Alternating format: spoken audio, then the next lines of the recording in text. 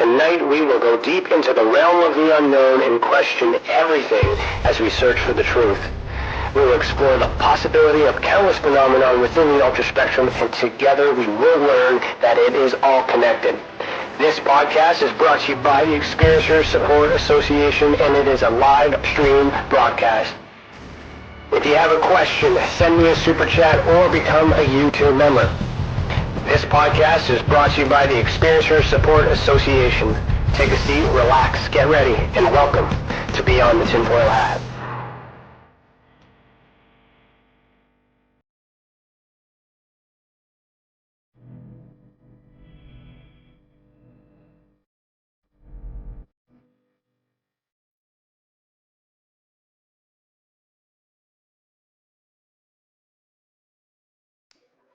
Hello, everybody. Today is Thursday, March 10th, 2022, and I, Ryan Stacey, am your host this evening.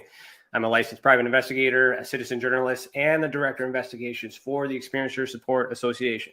I am the former National Chief Investigator for MUFON Canada and the former International Field Investigator Trainer for MUFON in general. Welcome to the channel, and thank you for joining us this evening. To super chat, just click the $sign next to your name in the comment box. And if you're in the observation deck, we are inside the Experiencer Hall, so I can see you right here. Go in, put in your comments and questions in the chat box, and I'll include you into the show. Tonight's theme is humanity and diplomatic contact with extraterrestrial beings. Our guest for season 4, episode 8, is Sylvain Rochon. Did I say that right? He's laughing. I was practicing this in the back. Anyway, Sylvain is the co-founder and vice president of the Alliance for Extraterrestrial Diplomatic Contact, AEDC, a Canadian futurist and a serial entrepreneur in technology. His companies include a psychometric company called CykoMetrix, the Canadian Institute of Mass Communication, and the think tank Intellectual.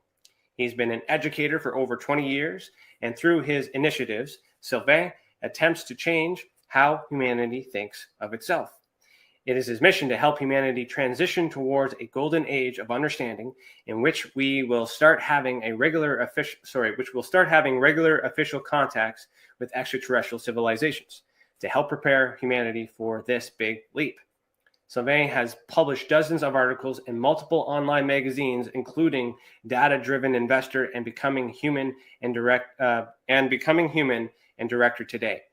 In 2018, published a non-fiction book entitled Engineering Paradise, Are You Ready? Sylvain holds a bachelor degree in biochemistry, chemical engineering, and education, and lives in Ottawa, Canada. There's a lot of information here which he was withholding because I've been talking to him for a very long time, and a lot of these things that I was unaware of. So I'm very happy about that. So we're going to get into those tonight. So Sylvain, put on your tinfoil hat. How are you doing this evening? How am I doing with the hat? You're doing great. You're rocking. I should have brought a hat. How you doing? I'm doing really great. That's a good intro, and thanks for inviting me here. This is really amazing, and it's important what you do. Well, thank you so much. I appreciate you being here. Just so everybody knows, this show is going to be an hour and a half because he has another commitment to head over to, but we will do a after chat afterwards, so please stick around. So our icebreaker question from Stacey tonight is, if you were presented the opportunity to travel into space, would you? And if yes, where would like to go, and why? The answer is absolutely yes. I've dreamt about this for many years. There are risks involved in today traveling in space with using our engines, but I don't really mind the destination. Like, it would be anywhere. I would be satisfied with the moon, Mars. I would not go to Venus because death if you try to land there. But just the experience of seeing Earth from space in itself is transformative, and the very practice of setting feet, let's say, on another stellar body, even if it's the moon, the closest, which is about 3 days away ride, would be fantastic, right? Mm-hmm. Good answer. I think for me, I would just like to just go to space in general, just to prove once and for all we could get there for myself, and then I would just take a look down to verify that what I see is what we're shown, and then go from there. there's a lot of CGI out there with NASA, so it's kind of hard. It's kind of hard to, yeah, you got to experience it for yourself to really be sure, right? Science is there, but anyways, we're not going to go there.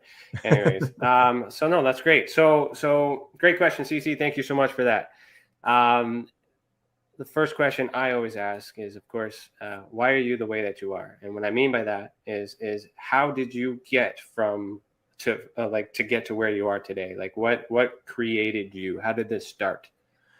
Well, there's essentially two things in this. One part of me is I have no idea where it comes from. Like, it certainly doesn't come from either of my parents. I, at a very young age, for some reason I can't fathom, just like inside me, I wanted to save the world, and to quote myself when I was younger, to the point where when I was about 12 to 13 years old, I started having heavy migraines. In part because I had a severe anxiety due to my incapacity or powerlessness to actually affect any change, right? Okay. So I already had that inside me, and it's not a learned behavior. At least nobody thinks it was. It's just kind of born that way for some reason. So that's always been with me. That kind of idea that I must somehow affect positive change into the world, which I think propelled me in my later years to become what I call myself, the Paradise Engineer, right? To this moniker that describes what I try to do in the world, right? To engineer a better future. But of course, some of it has been completely learned. I've actually had amazing parents and surroundings. I was raised in a small town outside of Ottawa, in a very small village, less than 1,000 people, lots of cows, wholesome environment, countryside, good air, good exercise, all that stuff. And my mother was an educator. My father was working hard, driving buses, nothing too special, but just good upbringing, very healthy and free. I was let loose to think and be who I wanted to be. Again, I applaud both my parents for basically just more guiding me than directing me. You know what I mean? Mm-hmm. And thankfully, I had I have a good mind, so I did good grades, went to university, studied a bunch of degrees in a very short amount of time, which was very useful because I don't like school. So doing my degrees in a shorter amount of time was, having the ability to do that was great. Got out of that, started working in something completely different from what I thought, because I thought I was going to be a scientist, save the world that way, so to speak. Ended up teaching by happenstance, really. Fell in love with that because I didn't know I enjoyed that. And then got my degree in education. And ever since, I've been in some way in the education. I still am. Right now in this podcast, that's still, to me, it's performance and education, right? You're educating people about something, some concept or some. And I love talking about the future, talking about science and scientific fact, and also sort of research and knowledge and understanding the universe and all that stuff. Great. No, and I sense that too. And as I mentioned before, with the conversations we had leading up to this, that's information you withheld. And you know what? And as a fact checker, that it makes sense to your character too, because I totally can see that. I'm not surprised, even though I never asked and it was never mentioned. I'm happy to hear that. The part I'm missing is how that led you to extraterrestrial. So have you had any extraterrestrial or paranormal contact prior to what we're about to get into tonight? Well, that's I find that peculiar. Like in my case, I have never had any kind of UFO or ET experience whatsoever. I dream about it. I'd love to have something like that happen. I think it would be really cool. Mm-hmm. But that's not something that has happened to me. I've met others that have.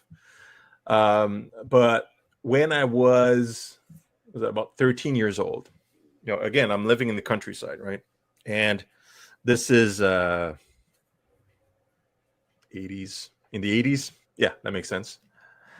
So no internet, that's, you got your corded phone and your neighbors. That's basically in libraries. Like, that's your source of information, right? Mm-hmm. Well, my father was separated from my mom at the time already, but good relationship, so no problems. Brings home these books, and I was reading basically anything under the sky, right? I was like about space, science, philosophy, ancient history, basically anything, just reading everything I could. And even then, I was trying to figure out, like, what's the universe? Where do we come from? Like the fundamental questions a person asks herself. And I of course, I went into the paranormal, right? So ghosts and ETs and whatever else, because that's part of the universe. It's part of the language. Do they exist? And I was asking myself all these questions, and I was, being educated to be a scientist. So I was asking what I think was the right question, like what is the evidence, and how strong evidence there is. Something that you definitely would understand, being evidence-based type of thinker. And then my father brings home these books, and books written by at the time guy called Claude Vorion, who's called himself Rael, right? Brought this home, and he kind of like said, this is really cool. Like, I read these. I believe this person had a contact with an extraterrestrial, and it happened like this extraterrestrial is Yahweh. It's from the Bible, and they created life. And he kind of tells me like a summary of the story. It's like, wow, that's really interesting. Because that's an explanation, right? Like, as you look at old scripture, the Torah, Bible, I mean, they are. I like how you said that's an explanation, meaning one explanation, not the explanation. Correct. Yes. Yeah, because I mean, if you have the learning of a scientist, or the process, then having one proof or one explanation doesn't mean that's it, right? You have to explore and investigate to see, well, are there other explanations? And so anyway, so I was curious. So I read those books, and I thought, well, that kind of puts all the puzzles pieces kind of all together.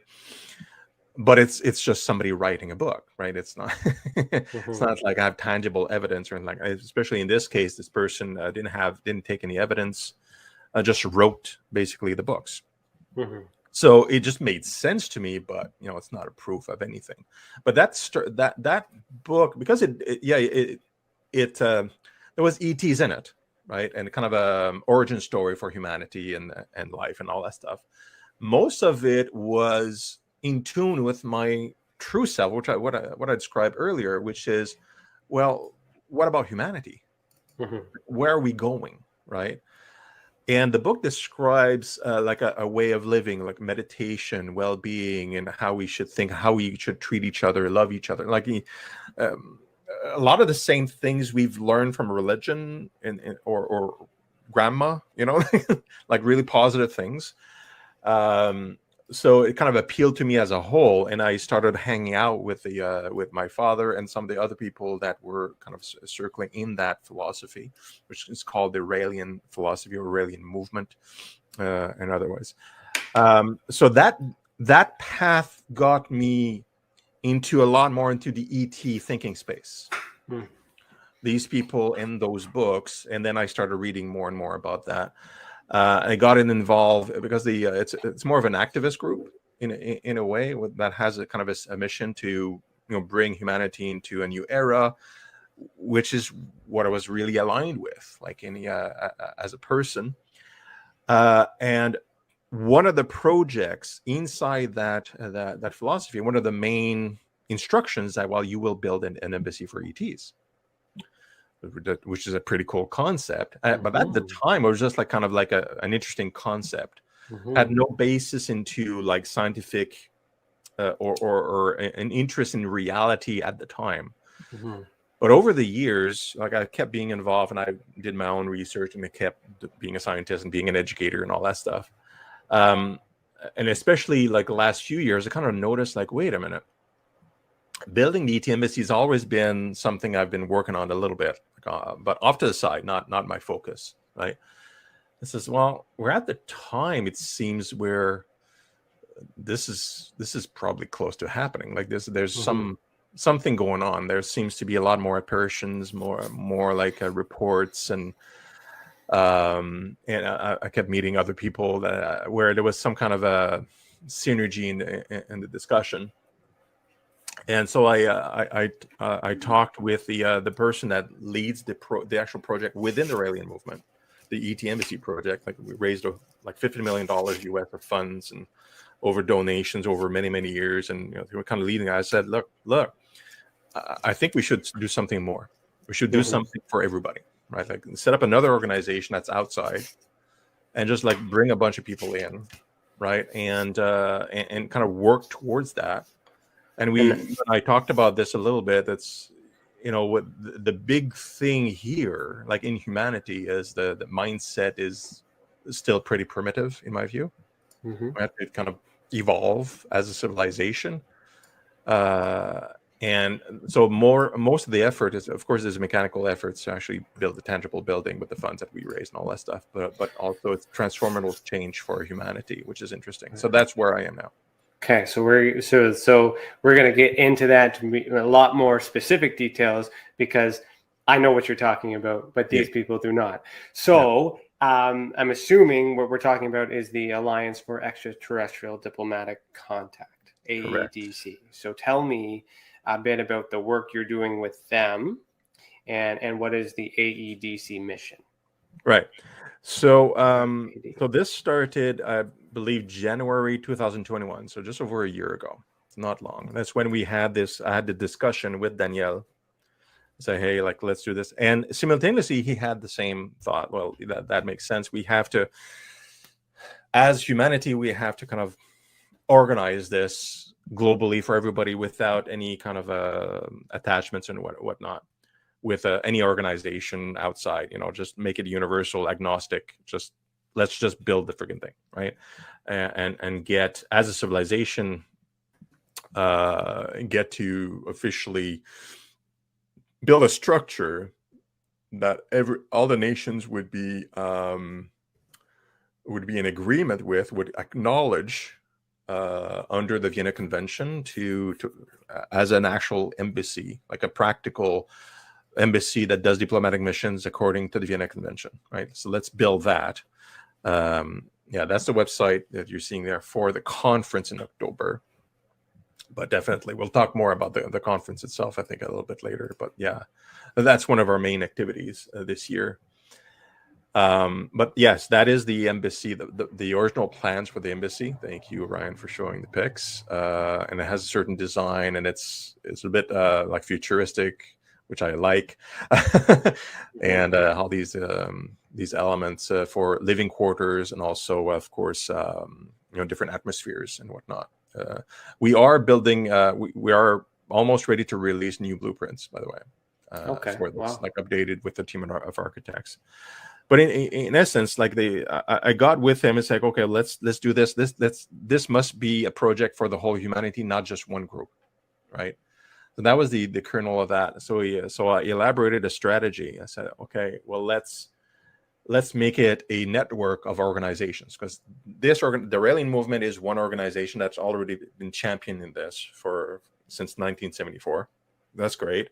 But then there's other organizations out there that must also be thinking the same way, that would think it would be cool and it would be maybe smart at this time.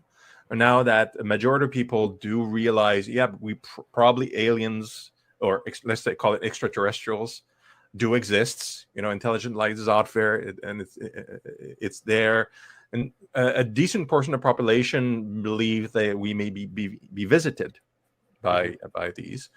And this is a shift. Only just a few years ago, it was very different statistically, right? So that's where the timing is correct. It's like, okay, well, let's see which organizations are out there. And we started contacting and doing the research with a few volunteers at first. And after like less than 6 months, we had like I think 12 organizations that part of the network that are supporting the initiative. It was like nearly 500,000 supporters already. within those networks that were like keen on seeing the project succeed and willing. And we had other volunteers from different groups joining to do different things. So now the alliance is still a collection of volunteers, but from all sorts of paths of life and groups, all from all over the world. We all want to have the same thing. We want to see this project succeed. We want an embassy to be built correctly according to UN protocols and accepted by most nations of the world, and so as the de facto first, official ET embassy on Earth. So why is it important for you to do this work, and how is that going to help humanity? Well, you got it right. Like, my focus is about humanity and bring it to a golden age, right? The arrival of an ET civilization is not in itself the solution to our problems. That's something I know, and I think it's just logic from the perspective of the extraterrestrials. Like, I'm a big Roddenberry fan. I'm assuming many here that are listening probably are, or at least science fiction fans. So if you are, then you know from the Next Generation, Star Trek, Next Generation, there is such a thing as the Prime Directive, right? And in the Prime Directive, it means like if you meet other civilizations, you can't interfere with their advancements in culture, right? Until they are ready, as a society, to accept like another civilization to arrive from the sky, and meet without causing hubbub and destruction and fanatism and all that stuff. Well, in this case, we are the primitives. And sometimes in some years, we call ourselves primitives because we think we're a bunch of idiots sometimes, right? Because we do things as societies that are not very wise at times. So I'll stay tight-lipped on that one. Yeah. Well, yeah, I know I'm trying to be positive. Okay. No, and I like it and I love it. That's exactly, this is what we need. Like, I feel, especially with everything that's been happening and things we talked about in the past about challenges, because we need to, to bring this together. I feel like this is opportunity to, if extraterrestrial exists, this is a positive energy to invest into showing them that if there's ever a time that we could be ready, or any people that a group of people that are ready to receive, then this is where and this is who, because so it's not ruined for the rest of us, Right. There's bad apples out there, but perhaps contact could be made to some of us. And I kind of feel like this direction will allow the opportunity, if they exist, to meet.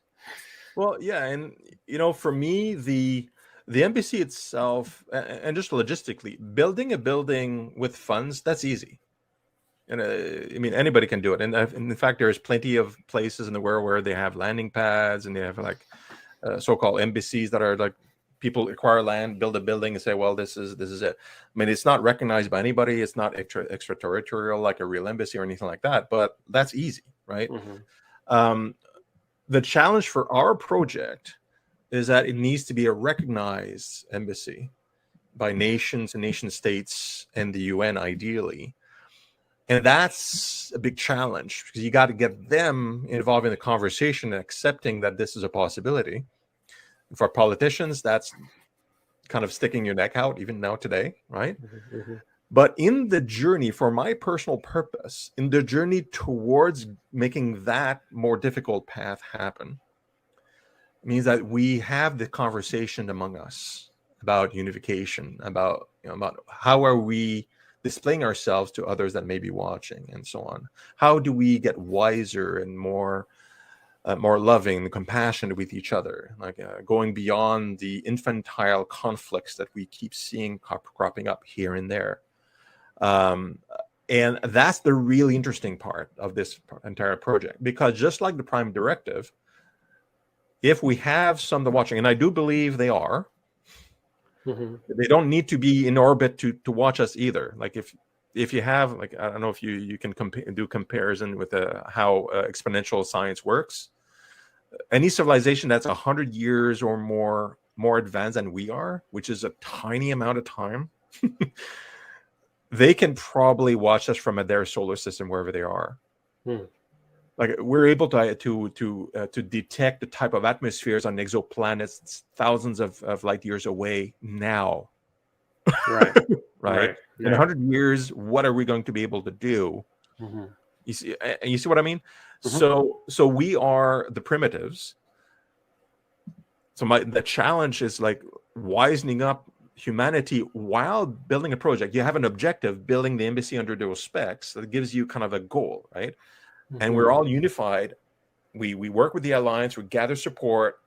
Yeah, that's the village and the embassy in the middle. It's hard to say because it's fairly big. And we're gathering this team. We're communicating. We're kind of advocating for unification, and everybody from every nation is kind of working together for the same goal of meeting an ET civilization.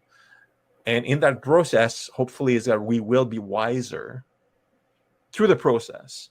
And then in 2000, when the embassy will be built, which should be around 2030-ish, there's a few steps that need to happen before that. It's not just the construction. And steps with the UN take time. I don't know if you noticed it. Move very fast. Anything political does.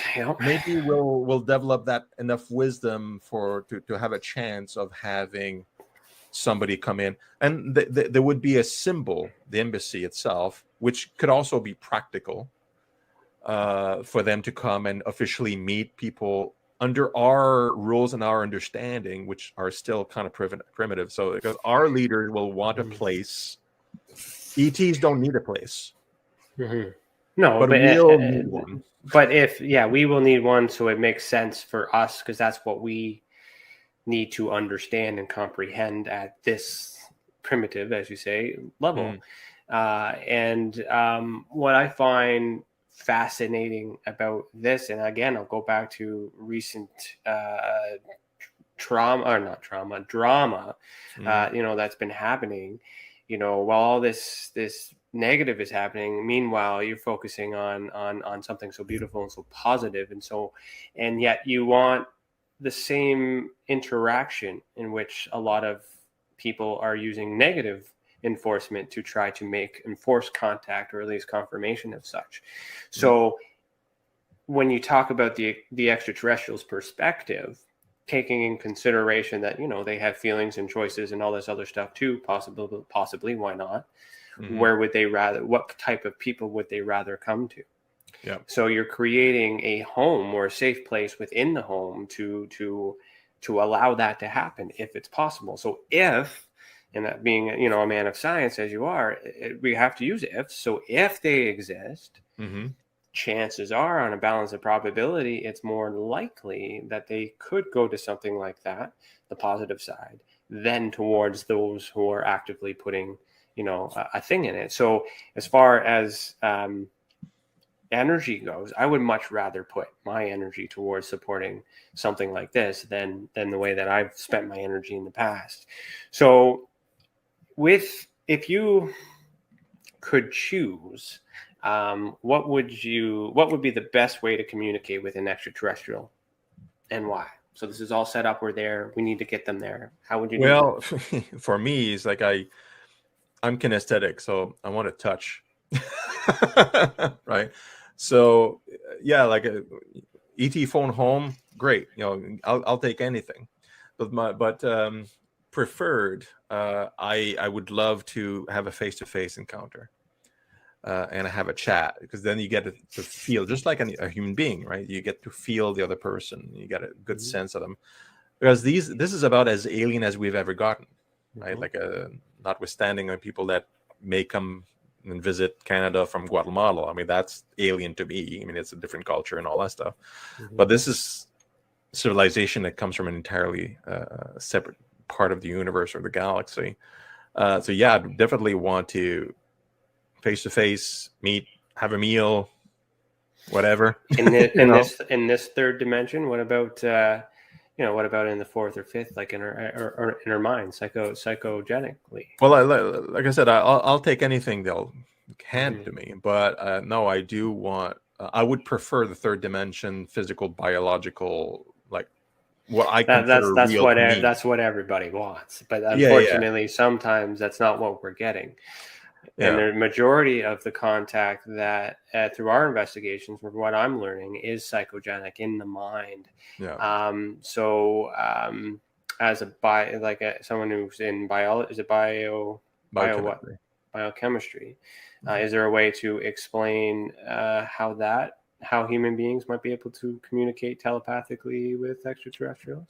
Well, yeah. I mean, there is such a thing as telepathy. Mm-hmm. I mean, scientists don't like to use that word. So you're saying there is, as if there's fact to that. Yeah, but it's a question of, with scientists, it's always a question of definitions, right? And that's where, like, they don't like the word telepathy because it implies something mystical, right? In some way, like ESP, things like that. But we are, for example, building brain-computer interfaces using EEG, electroencephalograms, right? That's brain waves that are being detected and translated using software. So is that telepathy?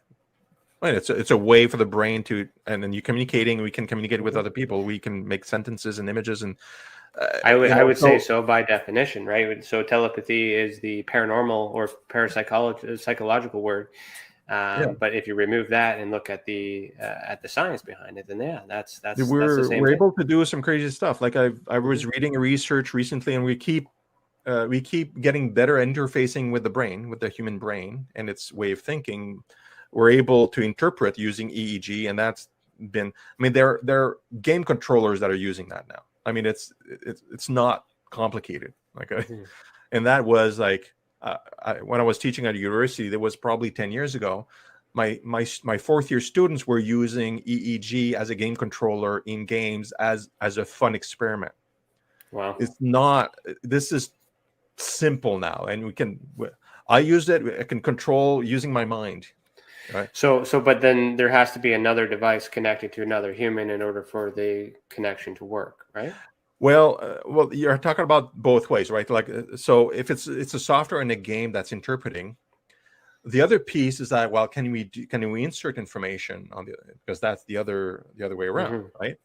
And over the past few years, and one specific experiment just a few months ago from. Again, when I talk about research, it's real science, not just somebody talking about something or claiming they're a scientist. So bear with me. This is why we get along. We think the same. Yeah, I got you. Yeah, so they experimented with memory because they were curious to see if they were able, because for many years we were able to kind of trigger the motor neurons using wavelengths, like a reverse EEG, if you would, and see if it worked. And we were able to have some success with that. So they were curious to see if they could imprint memories. This is the more recent research into subjects. It's non-invasive. It's like a wavelength, and then it's with an impression that is supposed to represent that in neuron form, if you would. Again, it's kind of reverse engineering the perception, but shooting it back in essence, right? Without an implant, by the way, because we can do a lot of really cool things with implants and paraplegics and things like that. And the fun thing is, I think it's brilliant because I'm a scientist and I don't think about bad things people can do with things sometimes. But the people that had an inclusion of memory and didn't know whether or not that memory was theirs already or was implanted, they couldn't tell the difference. Okay, and that's kind of normal. That's not a surprising result. That last bit, but we're able to implant. So that means we're able. At some point, we'll be able to efficiently do bilateral communication with an intermediary of amplifiers. But that indicates that since we can do it with amplifiers, and the brain is very flexible for interpretation, it's entirely possible that some people are able to send and receive and perceive. And if an ET civilization is trying to contact with us, they may be amplifying signals and sending stuff directly into our brain. We know that's possible, and through technology, through our own technology. So why not using ETs? So telepathy with ETs technically is a thing that is entirely possible. So you could scan telepathy in the brain with wavelengths. Yeah. Essentially, yeah. We can detect what people are thinking or doing to a certain degree with training. So and we can implant memories and things like that too. The risk analysis hat kind of came on a little bit there, because I'm thinking, all right, the science exists, and you're testing on subjects and to prove that it's possible. Are your subjects aware that you're doing this? I don't remember the details of that experiment, but I'm sure they either signed disclosures or they were informed. Well, that's good. So it's good in this experiment that they are aware that this is the procedure that's going to happen. Now, put on the conspiratorial hat. I mean, the science exists. Is it not possible for that science to be used even today without the intention or without the knowledge of the host?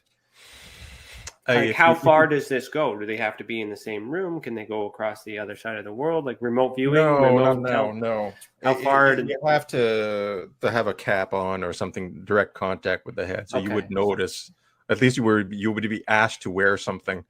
Is it possible without the equipment, though? Can we not communicate with each other without?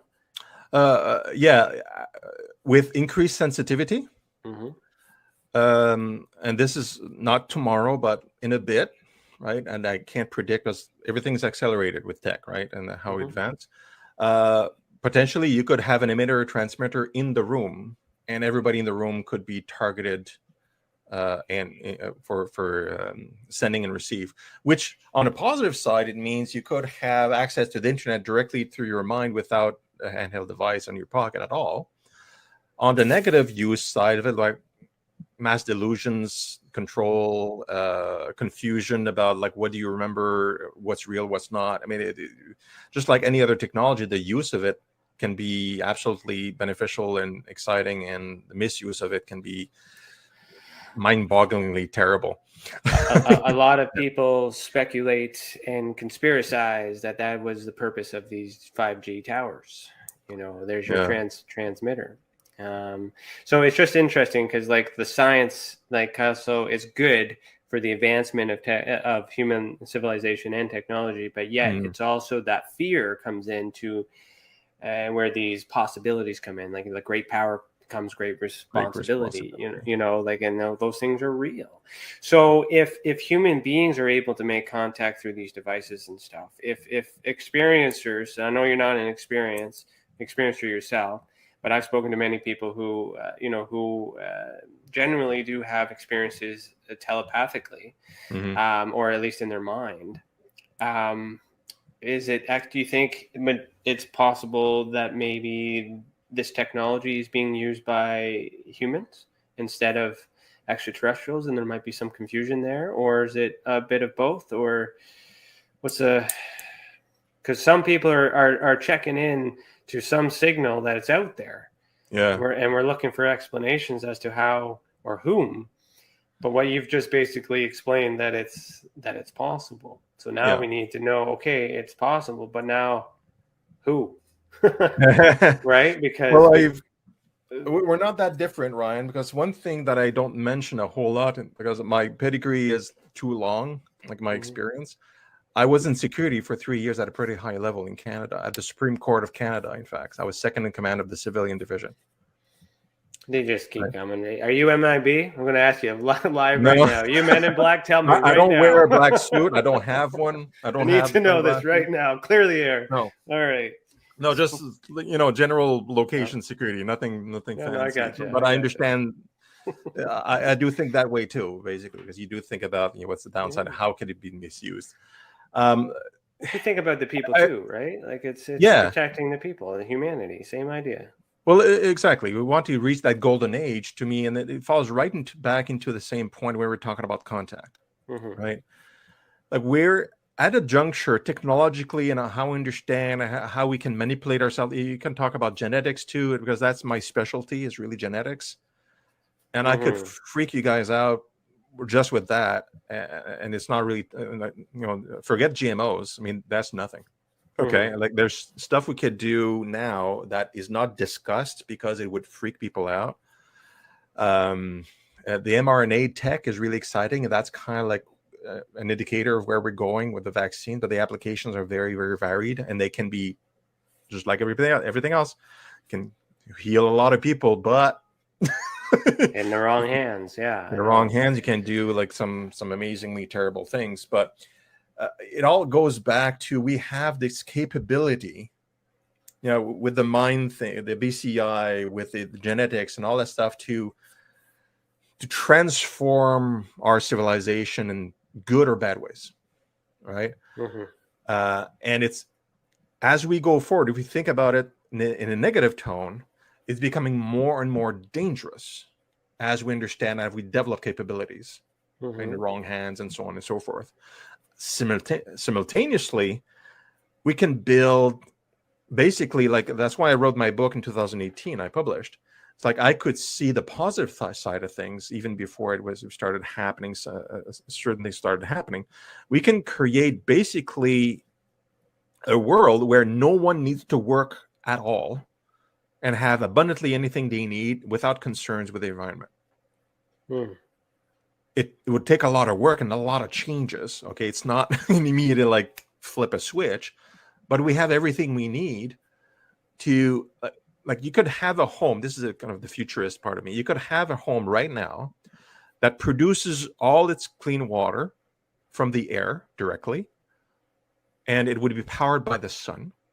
Okay, all you need is a box and a specific material called metallo-organic framework. Okay, well, and there's different classifications of that. You can generate your own power at your home.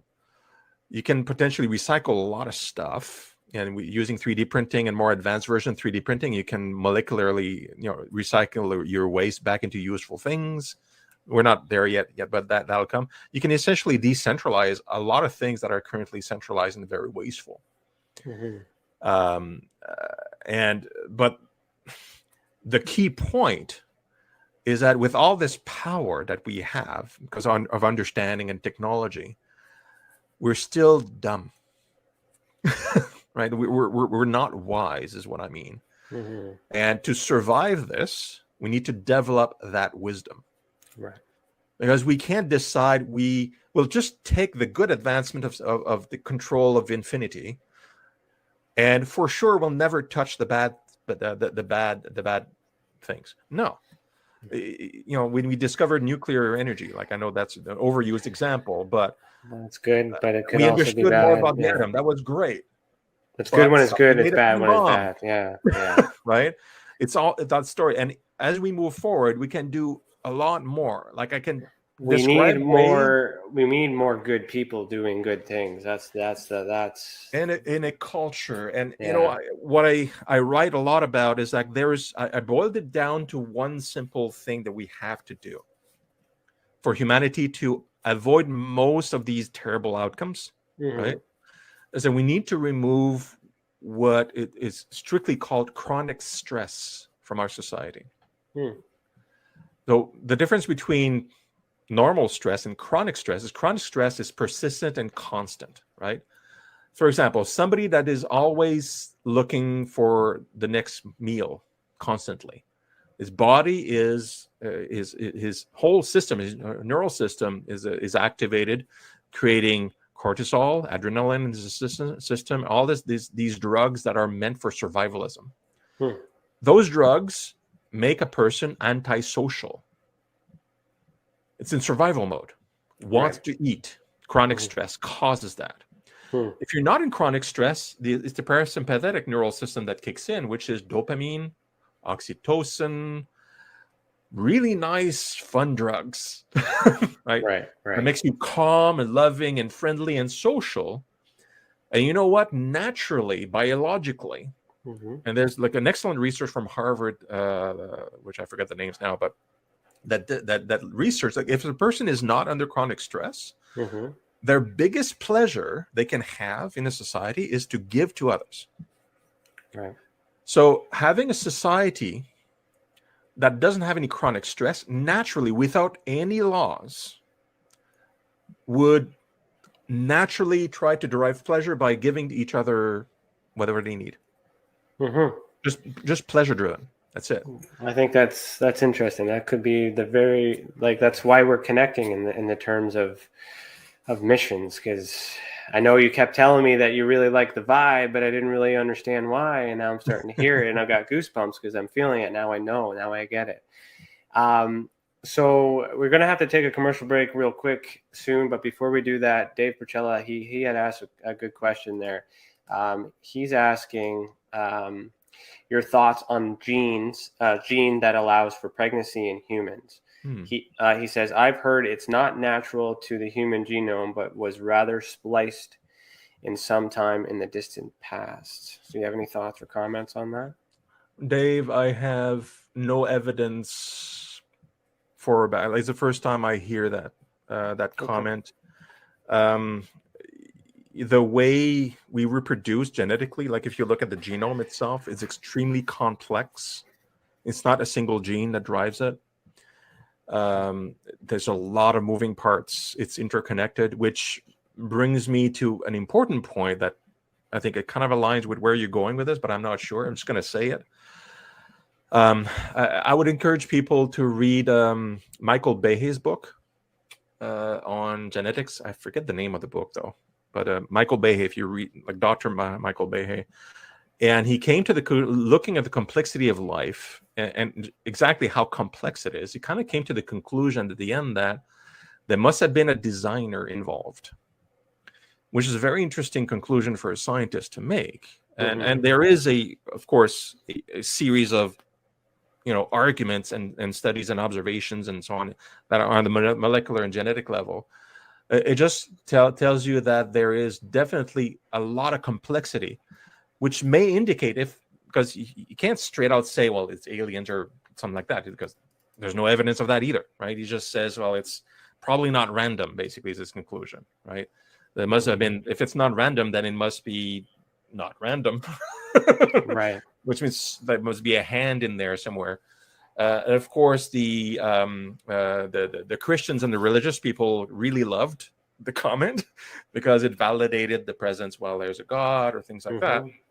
But I feel there's probably a more simple explanation than some immaterial creature that is omniscient and somehow weird things happen. Anyway, given the decent evidence of presence of extraterrestrials on Earth, or at least an advanced civilization in the past, at the very least, there's reasonable evidence of that. And if you see the visitations, if they are extraterrestrials, they're obviously more advanced than us, and therefore they may have visited in the past, and so on and so on. Perhaps ETs could be those designers, or at least had a hand in it. Whether or not we were not able to have children and then they were spliced later, that's way too specific for us to have any kind of evidence on it. Okay. I hope that at least gives you clues to do a further. No, it's a good question. Like I know Dave is another member of the Experiencers Support Association. He's he's an astrologist for us as well. He's also, I believe, he does have a background in biology too. So I feel like that was a mono question there. So that was kind of good. I like that. So we're going to pause right here, but we'll be back after we'll continue after a message from our sponsors. If you're listening to the audio only version, head over to youtube.com/the Experiencers Support Association so you can see the video that goes with this audio. You are listening to Beyond the Tinfoil Hat, a podcast by the Experiencers Support Association, and we will be right back. It's your business. It's your property. Your assets are worth protecting. Blacklight Investigative and Surveillance Services specializes in patrolling and inspecting residential or commercial property against fire, theft, vandalism, terrorism, and illegal activity. People and buildings are monitored to prevent crime. Keep your property, your people, and your assets safe from threat. Our elite staff are dual licensed private investigators and security guards. Blacklight Investigative and Surveillance Services. Go to blacklightiss.com.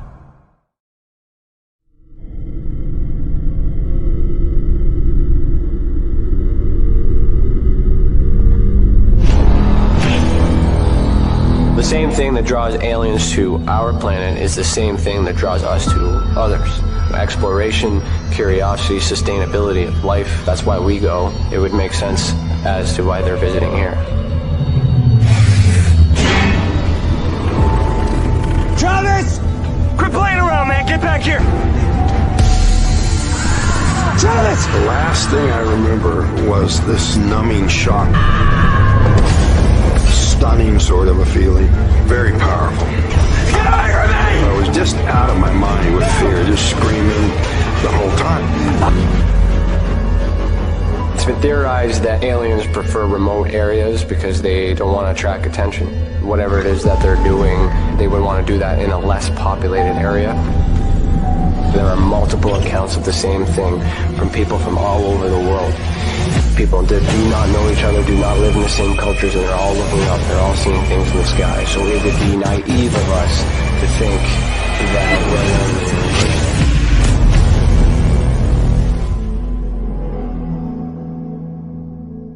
alone. Ryan is one of Canada's leading new UFO investigators.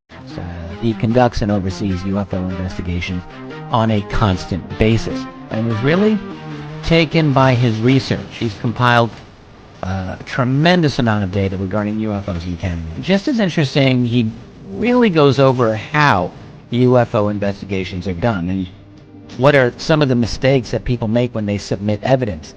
Note for starters, don't edit your videos or photos before you send them. If you want to hear more follow-up conversation between Ryan and myself, you can go to richardolanmembers.com, where we have a candid conversation on ufology, the paranormal, and more. And remember, while we learn and grow and search for the truth, let's be good to each other.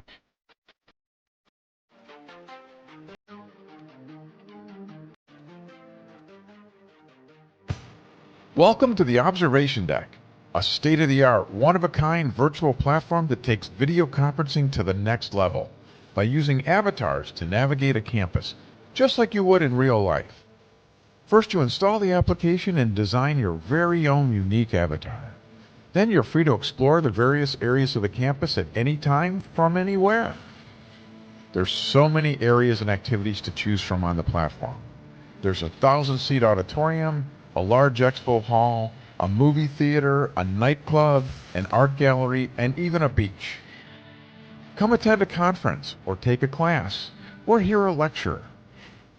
Meet new friends and interact directly with presenters.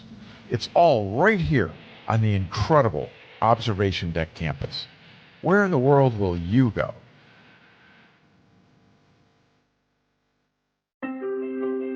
Have you ever wondered, or maybe just thought to yourself, if there were others just like you?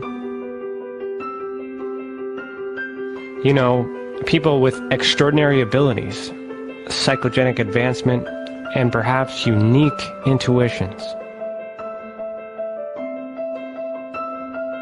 Maybe you just wondered if there were other people who experienced unimaginable, unexplained, or even unusual and paranormal events. Are there people who have more questions, more fears than answers? Well, you're not alone. You've never been alone. We believe you. Sign up for EA today by going to tesacan.org/EA. That's TESACAN.org/EA.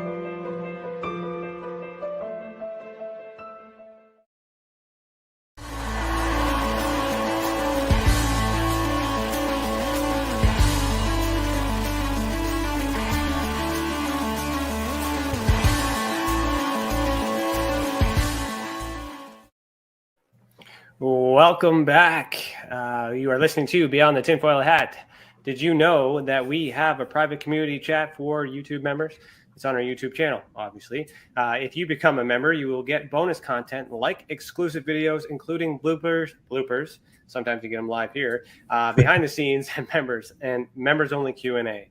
Also, if you've ever experienced an unexplained event involving the paranormal, UFOs, extraterrestrials, dogman, or any other paracryptid, head over to tesacan.org/reporting system.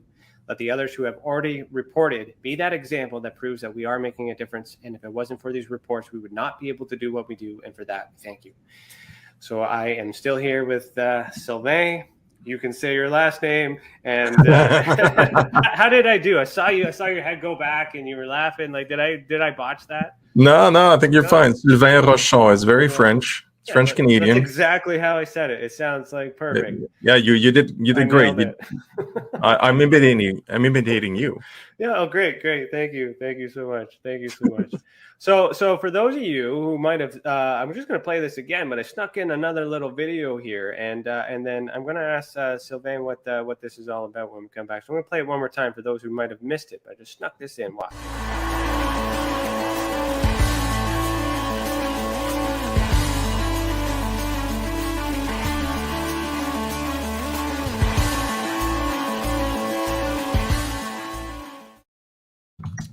So this is a conference. Tell us about this, and what is the plan? Well, yeah, it's the first conference specifically for that's organized by the Alliance, right? And the purpose of it is to gain more visibility to the diplomatic community, so to ambassadors, diplomats, and world leaders, because we are in contact with many, right? Because one of the criteria is that we have to have extraterritoriality, and the land must be, for that, the land by law, by rule from the UN, the Vienna Convention of 1961, I believe I have the year right, is that a country has to give the land and make it extraterritorial, which means, this land belongs to another nation, and it's kind of declared, right? So we need to talk with nations, and we have been sending a specific brochure, and I know Ryan, I sent it to you. You can show the cover of it. It's a brochure we sent to all nations of the world in 2019, right? And it's basically a business plan, because governments think of things as in regarding economy and tourism and things like that. So it's written as hey, give us the extraterritoriality of the first ET embassy on Earth, and that's going to draw a lot of tourism, a lot of business, and so on and so on. Because it is, for them, it's a risk for a lot of countries, because they don't really think the way I do, and some of us that want to to have this work and to be welcoming. So we sent that over, and we have been in discussion with several leaders of different nations that have some interest. Now, they are not revealing themselves to the general public, so we can't talk about them. Okay, so don't ask. I can just tell you there are more than one. Okay, and they're not in Canada. For those of you who know us who are in Canada, Canada's not one of them. This I know. So we did that. So the conference itself is kind of like a first showcase, like a serious discussion in an attempt to popularize the idea of the ET embassy itself. And the secondary aspect of it is to gather together all sorts of organizations. And Tessa's definitely going to be invited and be there and participate. We were saving that for the end, but all right, get in. No, we're going to talk about other things in the end. Okay. I'm just letting you know. Surprise. Yeah, but there's a bunch of other organizations definitely will be there. So it's an occasion for the organizations also to meet. We're going to be using a virtual platform, because you never know with COVID and things like that. So don't want to miss with that. And it's our first conference, so we'll do that like virtually for the first one. And we'll have like an international law expert talk about it. We're going to have a big reveal of the actual plans, like the new ones, because they're being revamped and modernized, ready for blueprinting. Actually, the blueprints are being made now, because we have a team of architects working on that. And we're gonna have like a musical presentation and like some networking, and we have like a panel discussion that'll talk about the future of humanity and the mind change we were talking about earlier. And finally, Danielle, who's the lead of the project and also the president of the Alliance, will talk to the crowd. He's not a big talker. He is more of a doer. that I got him to agree to do a presentation, and he's really good at presentation, just doesn't talk a whole lot. So he's going to talk a bit. And the architectural team will also be there, do a big reveal at the conference, revealing the blueprints, perhaps like a 3D walkthrough of inside, things like that. Amazing. Yeah, so that's the conference. So there's 1,000 tickets available, and I don't see anywhere to write here, but I'm offering anyone here that's listening a 35% off promo code. We can type it in the chat here. I'll type it for you. Yeah, ETDC 2022. So ET Diplomatic Contact. So ETDC 2022. Right, exactly. Right there, it's in there. So if you get your ticket right now, there's early bird tickets are available. It's in October, right? So we're way ahead of time, but that's okay. You put that in, you lock in your ticket, use that code, you got a third off. And then you get to meet with all these people there. So that's the conference, and hopefully we'll be doing that every year, kind of grow the reputation, grow the brand, because that's unfortunately kind of the talk we have to talk to get the attention of politicians. They only understand numbers and votes, right? So the more numerous we are, the bigger names we have in our events, the more interested they are in kind of listening to what we have to say in our proposals. So that's how our team in Geneva can do their work. So what's interesting what you just said there too, and this is kind of, I'm going to be very careful with how I'm saying this, because this is a conversation that we've been having internally with Tessa as well. But there may be an opportunity where this message could be included in an already planned package that is already in the works to be sent to the politicians. So I'm just going to leave it like that, and then we'll have a conversation about that offline. But sure. We're in the middle of prepping something to make our name known as well in that respect. But to compound this together to be might be something that would be more impactful. So there's another spoiler, kind of in a sense, teaser stuff here. So that's great. There were a couple of things too. I noticed that Dave Petrella had said something about Libra. Where was that? It was. Let me go back. It's just a bit higher than I see the highlight now. Yeah. Yeah. I said October 6th, directly in the middle of Libra, which is the sign of peace, good time. So he's also, an astrologer, so he understands that. Well, Dave, that was totally unintentional. I did not know that, but it happens to be in the middle of the United Nations Space Week. Okay. That's why the date is inside that week. All right. So it's a happy coincidence that it goes into Libra and the sign of peace, which I didn't know about. He's also asking, what is the proposed location of the embassy? The embassy could technically be built by any nation in the world, as long as it's not too cold, which is why Canada is out the question. What about southern Canada? Like like this the where you are? Well, I'm in the middle, but I mean it'd be BC, I guess. Like yeah, it could be, but also honestly, So why does it have to be warm? What's the reasons for that? No, it would have to not be too far north or south. We want the embassy to be in a cold, in a comfortable location. Okay. Weather-wise. Okay. So, and here it's really cold, year round. So, and biologically, it just kind of makes sense. Of course, there's possible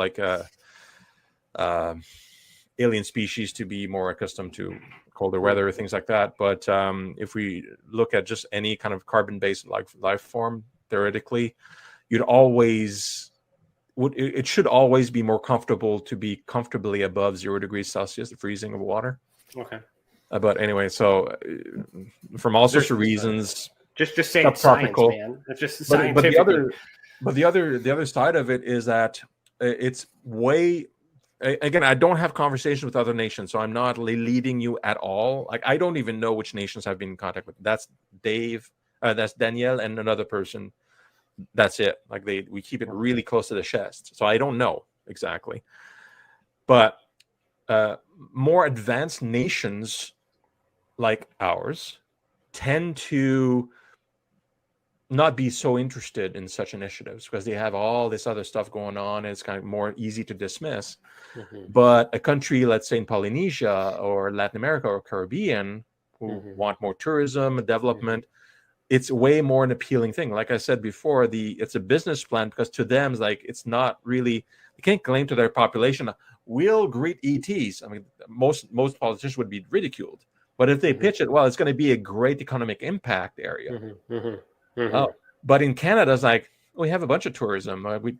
It's like a project among many. But in St. Kitts, Caribbean, as an example, it's like, holy shit, yeah, let's bring it here, man. It's going to bring a lot of tourists, and because we're also thinking about the best place for the entire world. So we're not thinking. So here we are, two Canadians thinking, let's have it here in Canada, because that's us only thinking about ourselves, right? But yes, if you're thinking about the entire world and everyone else, and then that's awesome. Yep. Okay, so I have a couple other questions. I'm just looking at the time because I know you got to leave. So I am going to throw in our last little segment, but I'm going to make it quick, and then we're going to talk about our plans in the future. Okay. So this is a segment called "Sorry, Not Sorry," and I think you'd appreciate that, being Canadian.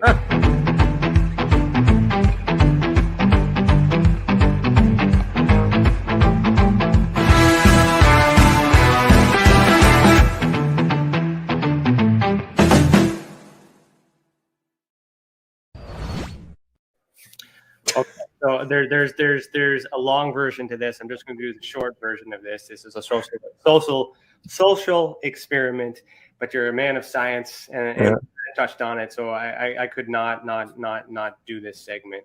So I'm going to ask you one question, and I'm going to tell you how long it takes to answer it. Okay. Okay. That's it. It's just a social experiment. That's it. Don't worry about it. Don't judge me. You accept the challenge. Okay, I do. Okay. So, with all the knowledge and experience that you have, your pedigree there, what shape is the Earth? Is obloid. Ooh, right in the middle. 3 seconds. Not bad, but the obloid. So I've been keeping track of of the pause in between the asking that question and the answers that they've been getting, because whether or not you trust the science, and you're a man of science who understands science, but you did not pick the typical round, globe. So why in the middle? Because obloid is the accurate term because the Earth is not spherical. Okay. It's obloid. Right. It is actually a little bit flattened at the poles because of its orbit, and that shape is obloid. Okay. So all right. I love that. So it is, and there you go. So the whole point of this is because there are different sides and different opinions. And what I've always tried to do, so we already talked about religion and stuff, but the Bible sometimes is used as an explanation for why we're having extraterrestrials, things like that too. But they also use the Bible as an explanation to describe the shape of the Earth, and many believe it to be a flat Earth. And then there's a lot of reasons behind that, but where I'm bringing this in is just trying to be aware that even though some of these theories are absurd on one side or the left, depending on what you're doing, it's just a difference of opinion, and yet there's a lot of people fighting with each other. So I'm always trying to emphasize or bring that in to remind people that they're trying just as hard as everybody else too. But you threw me off guard because I was expecting you to answer like in 1 second and say globe. So I had to remember the exact word. That's why it took me 3 seconds. Like, wait, what's the word? It's awesome that. So why are we not seeing that when NASA takes a photo? Follow-up question, because I don't see that at all. Well, you'd have to make the measurement to really notice it, like with the or even like if you have a big enough picture where you see the whole globe, and you could probably find it online or some kind of resource, and you actually measure the distance between the poles and also on the equator. The equator will be slightly longer the equator measurement if you look just in two-dimensional, like a flat picture, for example. But the difference is not enough that naked eye can detect like that. It's not like it's flattened like a football. Like some planets in our solar system has a rotation that's fast enough where you can see it's not exactly spherical. Okay. But it's more obloid than the Earth. The Earth is not spinning that fast, so it's not as obvious. But it's definitely not a non-spherical like shape. No, but it's also, not exactly as advertised. So that's kind of where we're looking for. Like, just, And part of the confusion, I think, is for some people that kind of like look at other theories, is that when we look at any kind of map, it's a rectangular paper, and everything is kind of flattened. And there's a specific term for that flattening, and it doesn't give the proper dimensions. Like Greenland looks huge, but it's not that big, for example. Yeah, so the solar projection is kind of like extrapolated and expanded. So I always thought with the with the Gleason's map, it's a polar projection. So I always try to explain that like that is just a view from the top. Yeah, it's a perspective. And then if you take that and then you were to put it around a globe, then that's why we have the globe Earth. It's the same thing. It's just a perspective. But then a lot of scientists do get mad at people who just say, the Earth is flat. And then there's a lot of things that go around the reason for that. And there's explanations as to why. But when it all comes down to it and that's why I kind of brought the NASA thing in there too, is it's just about trying to determine if the science that people are doing here on Earth are the same as the science as we're being told on the television. So so that was kind of interesting. I really like that. So let's get back into this reality here. So Tessa, you mentioned that we are going to assist with this expo or this conference, but what else is in store for the Experiential Support Association that you want to share at this time in the future? Yeah, so some of this stuff that we'll talk about is yet to be defined in detail, guys, for people that are listening to this. But definitely, like at the conference, I explicitly said it for the conference because we're inviting many organizations to have a virtual table to be present, to mingle and interact. And the purpose is to get more visibility, to meet more people to connect. So we are inviting leaders of organizations to have those spots basically for free. Like we're not for profit. The intention is to sell tickets to pay for the costs of the conference, which they are, but we want the content, and part of the content is to have leaders in the space that support what we're trying to achieve to be there, so people can meet with them directly and flit from table to table and have a chat and kind of interact with them with each other. So that's kind of a natural, like let's have Tessa here, like no problem. But what I'm more excited about is something that we haven't talked about yet today, at least, because we talked about it yesterday, me and Ryan.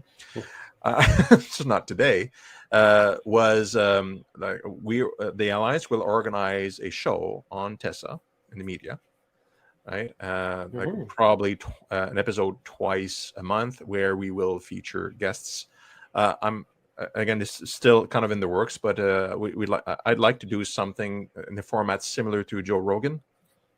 If people know the style, it's interviewing interesting people, just like what we're talking about, the flattened Earth and things like that. It's like asking questions and seeing and letting people talk about it and kind of exposing different ideas and elevating what we know and what we don't know. And it's a big thing with me, especially I consider myself a true scientist,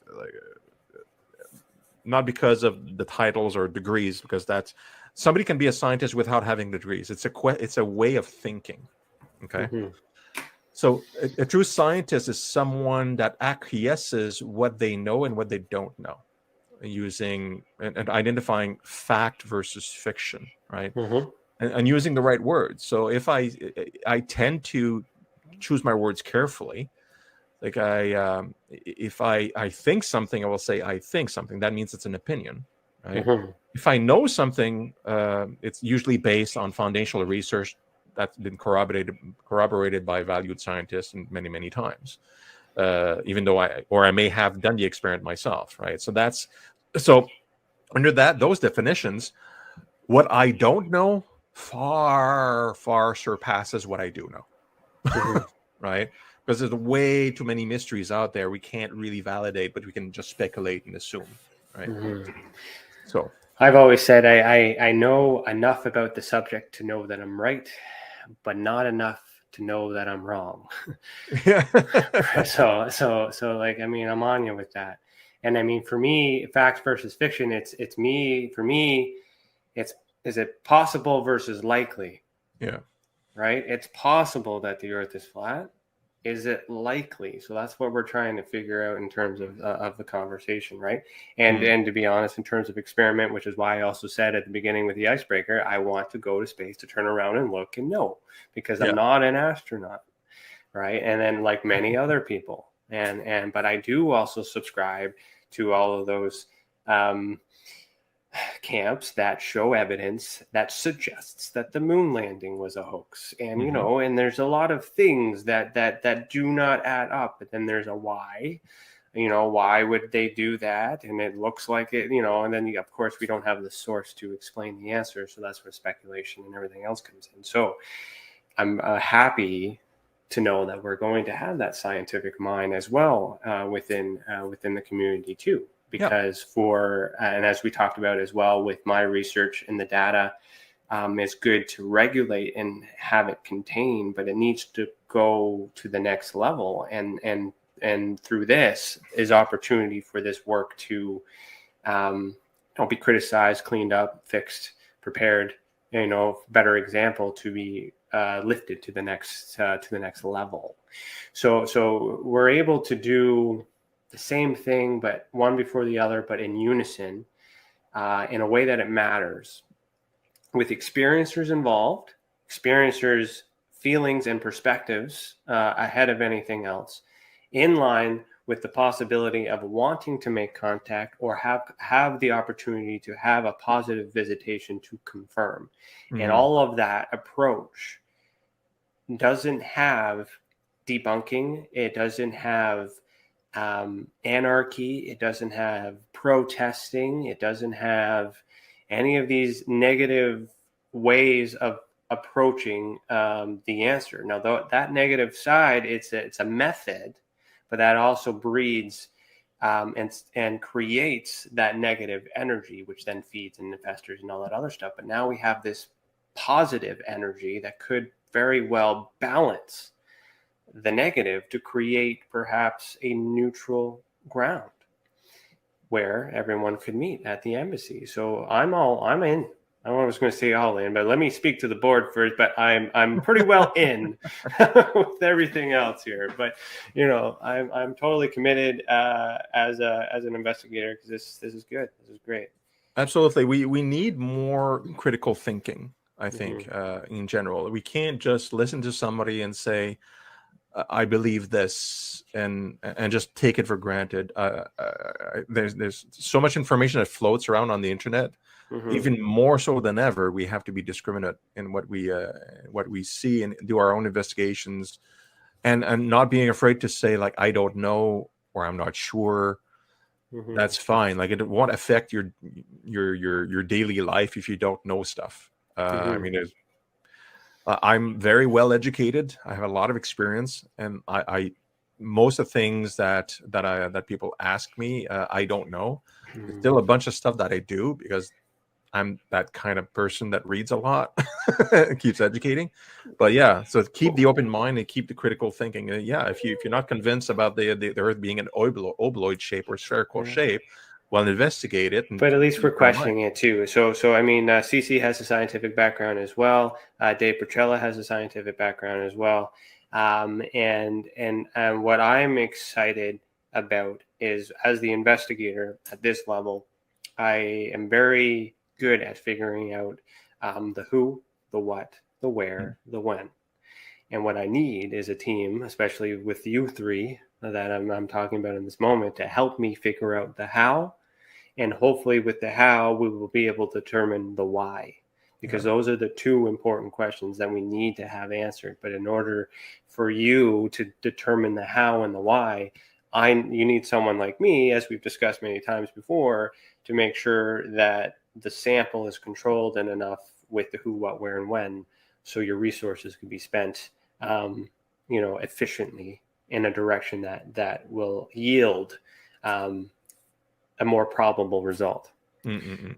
So, like, I'm over the moon for that. So, okay, so you got 7 minutes before you got to ditch. So why don't you tell us where you're going after this? Okay, yeah. And then tell everybody where they can find you in the meantime, because once the new website is launched, you'll be able to find Sylvain on our website and the YouTube channel here once we figure out the details on the program. Yep. Okay, so I have another live presentation with Exo Metaverse, right? That's where I'm going after this. So I'm already dressed up, ready to go.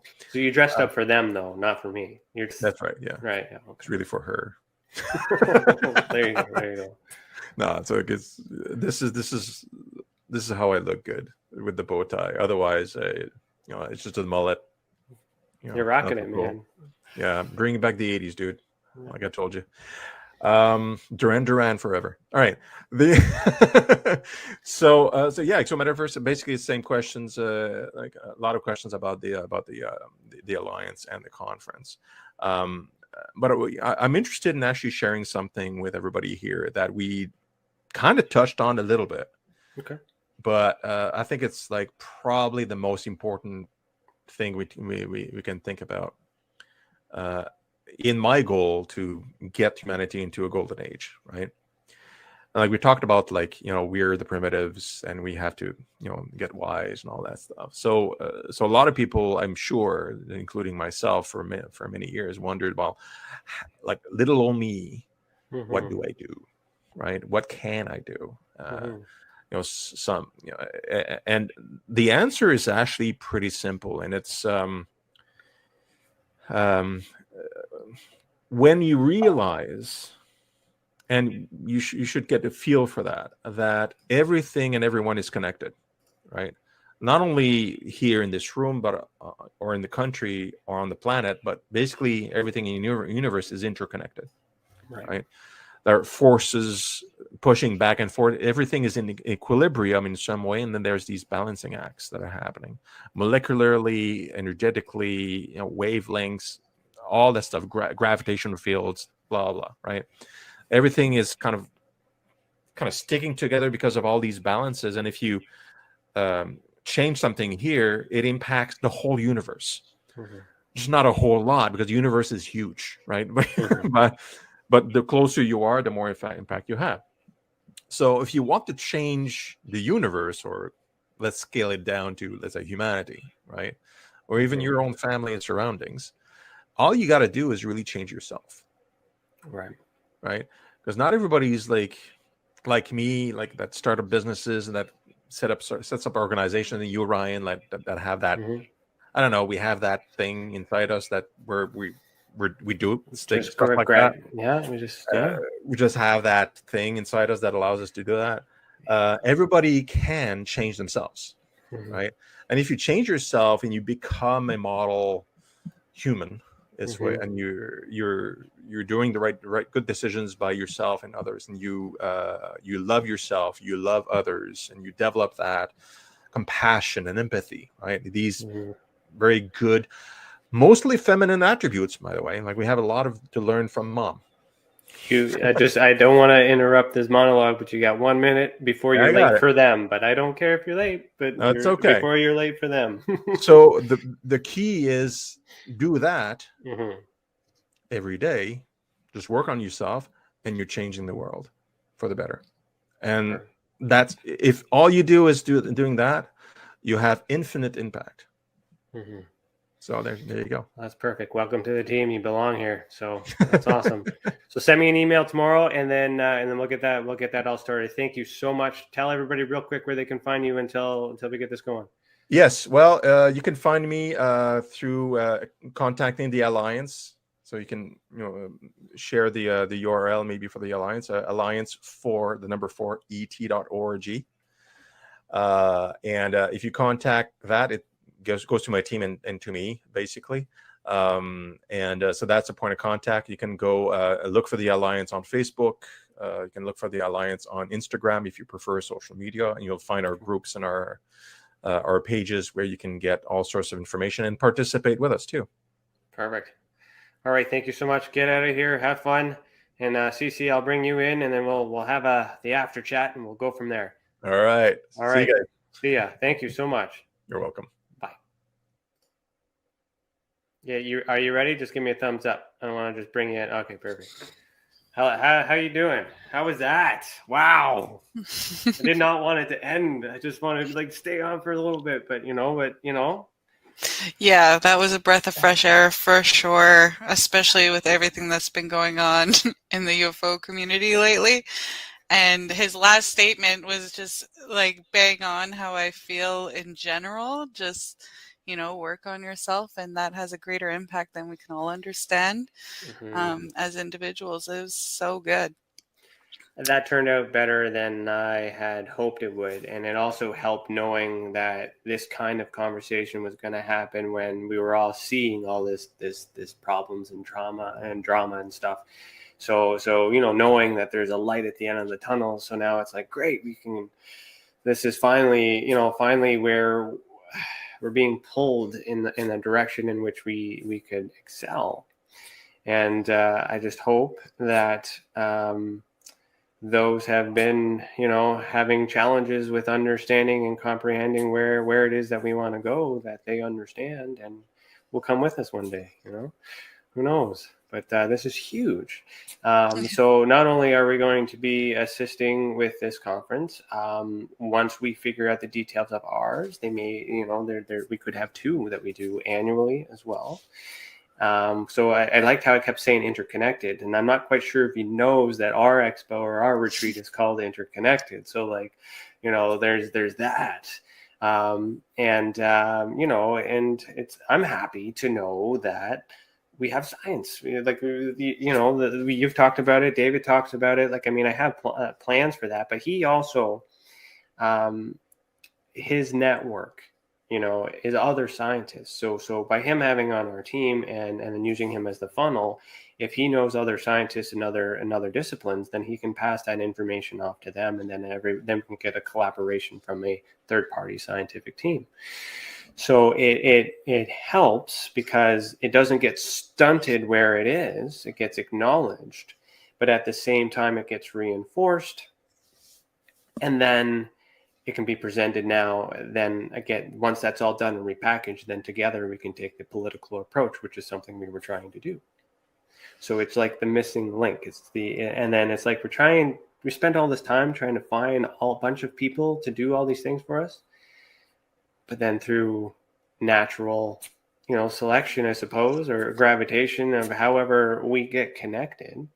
So with Sylvain, as an example, for those who may not remember, I did a quick 3-minute video for CykoMetrix, which is where he's going on the consortium, to announce the Experiential Support Association from that aspect. Sylvain was present. He saw my little 3-minute presentation, and then he reached out to me, and then from that, here we are. So it's just a simple little, hey, I like what you're doing. And that was a vibe. It was a feeling.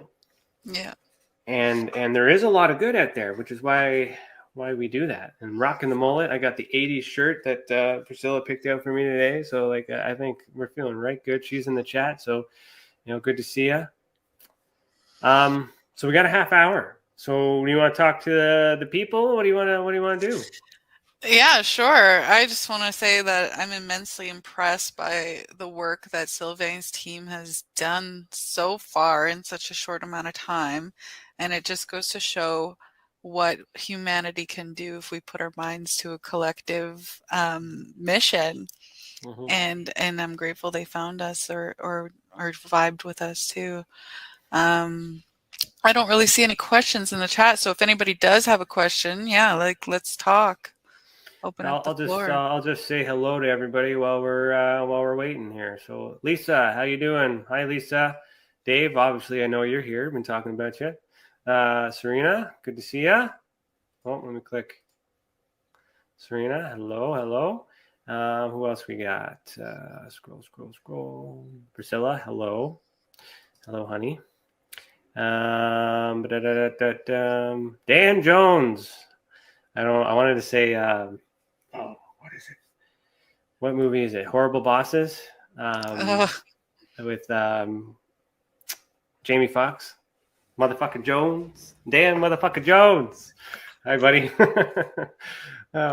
This is good. All that other stuff too. So who else we got here? Just the usual suspects. That's it. All right. Well. So we had Serena there and Dave Petrello. Yeah. No. Oh, Robert. There's Robert. Lampton. Hey, Robert. How you doing? So if you guys have any questions about anything, throw them in. If not, then why don't we talk about what's happening next? So EA. Let's talk about EA. EA is Saturday.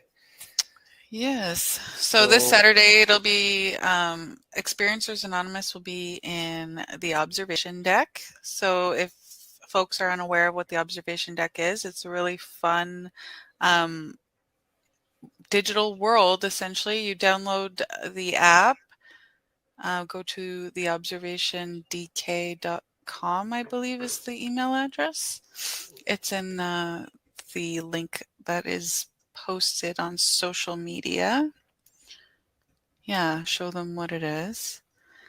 And so it's really great for Experiencers Anonymous because you create an avatar and that is what you use to navigate world. And it could be whatever you want, male or female. It doesn't have to look like you per se, but you just, can type and chat or use your voice and speak and interact as you would. It's very similar to a video game. I enjoy it a lot more than I thought I would. And I have a lot of fun in the observation deck when I go in. So we meet at the Experiencer Hall in the observation deck, and we simply have a discussion. We could talk about, an event that's maybe plaguing your mind, or, and offer some support and resources that Tessa has and is able to provide. Or we can simply just have a discussion about what's going on in the world and share ideas and contemplate theories and that sort of thing. Whatever, we're pretty open to how the discussion might go, but it's simply a way to get together as a community and discuss ideas without stigma, without judgment, in a safe space. And there are no investigators there. There are no recordings of any sort. So you maintain your anonymity and interact and participate how you choose. I'm going to try and log in and just to show everybody in real time here, but it might boot me out because I'm already in. But so let's see here. We get any questions during that? Anything there? No. Just listeners, eh? Yeah. Oh, so I forgot to mention. So that's this Saturday in the observation deck at 2 p.m. Eastern Time, with 11 a.m. Pacific Time. And we host Experiencers Anonymous every Saturday, and we switch between this platform and Zoom settings, Zoom meetings. Yeah.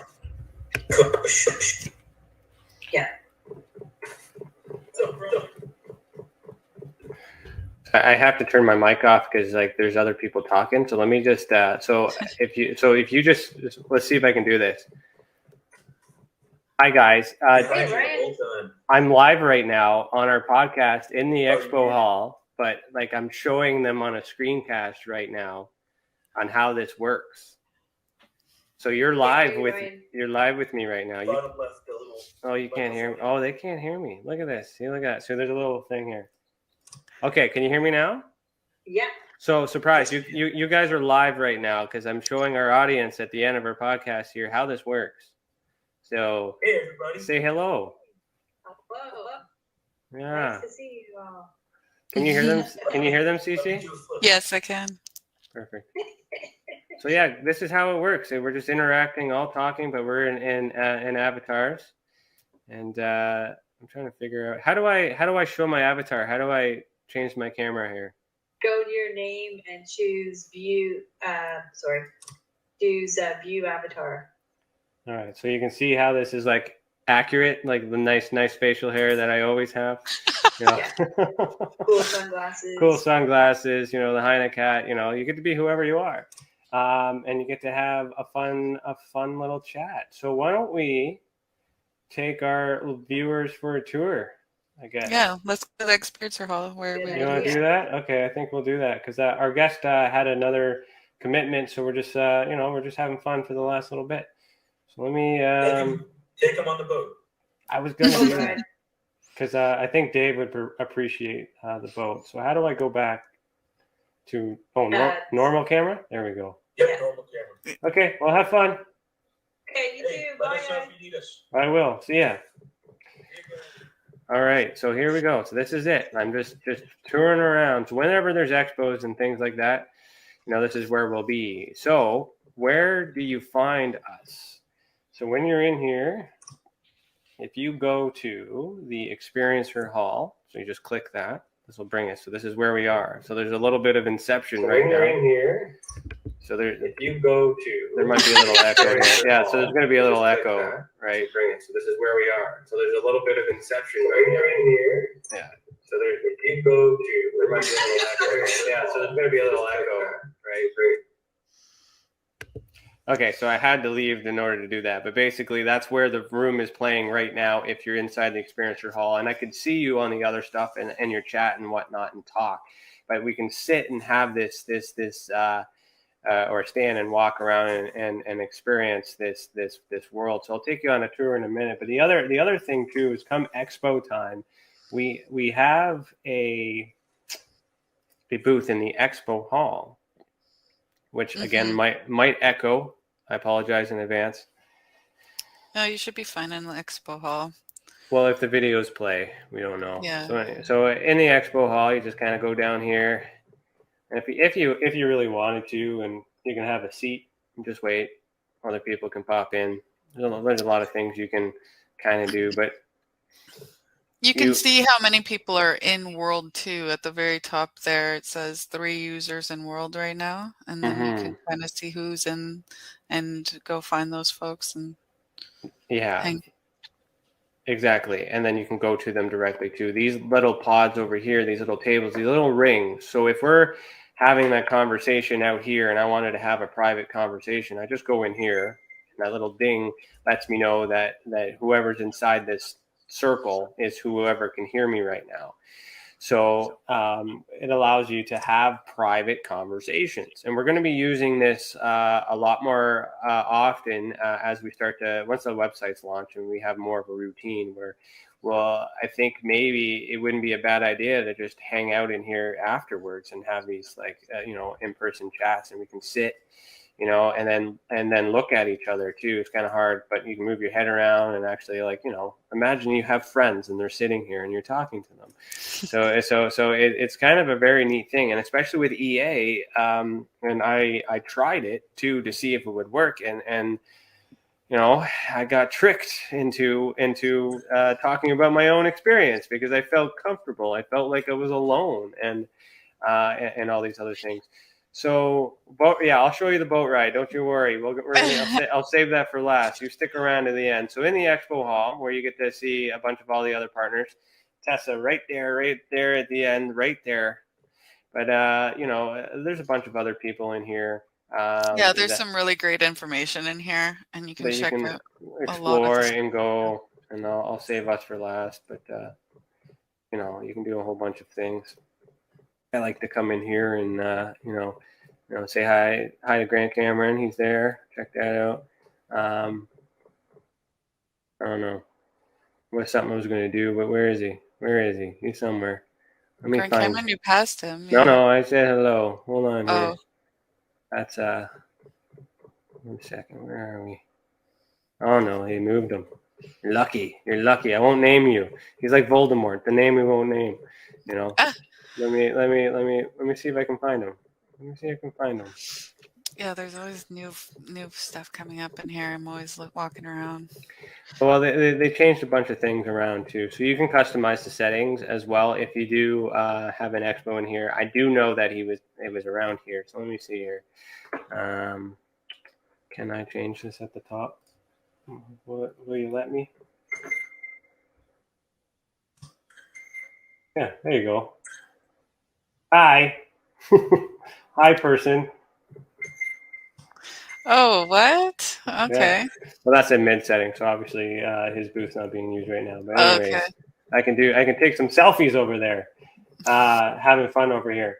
So anyways, go over to the guy who is responsible for my boost into ufology, Mr. Richard Dolan. Hello, sir. Still waiting for him to show up and use his booth so I can say hello to him.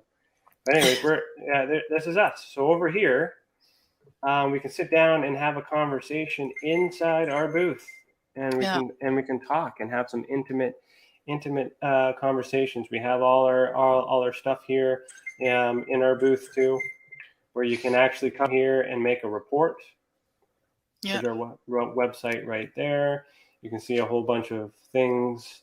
All these links are clickable, which will bring you to all the things that they're talking about. Information about the Experiencers Anonymous, it's all here. All that fun stuff. Yeah, we hosted E-Day, Experiencer Day in this setting. Mm-hmm. It worked really well.